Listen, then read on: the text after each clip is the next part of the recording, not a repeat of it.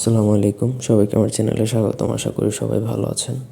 আজ আমি আপনাদেরকে দেব পলাতক ব্যক্তি হাজির করার একটা তদবির।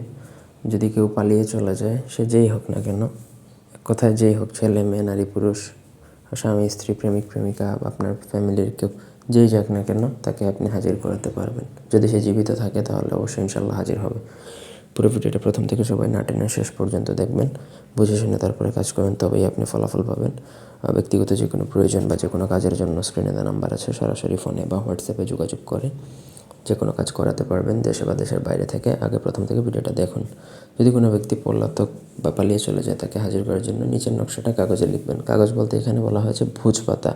সাদা কাগজে, নর্মাল কাগজে আপনি নতুন অবস্থায় লিখলে কাজ হবে না 1%ও, যার জন্য অবশ্যই আপনাকে ভুজ পাতা ম্যানেজ করতে হবে। ভুজ পাতার মধ্যে আপনাকে নকশা লিখতে হবে অরিজিনাল কস্তুরি বা গুরুচান কালি দ্বারা। এটা জাফরান দ্বারা লিখলে কাজ করে না।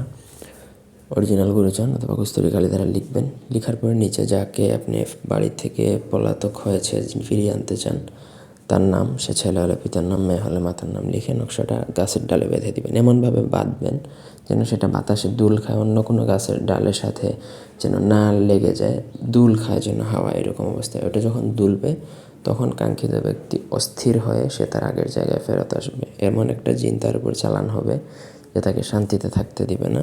অস্থিরতা মানে তার ভিতরে এমন একটা অস্থিরতা সৃষ্টি হবে যার ফলাফল সে আপনার কাছে আবার ফিরে চলে আসতে বাধ্য হবে।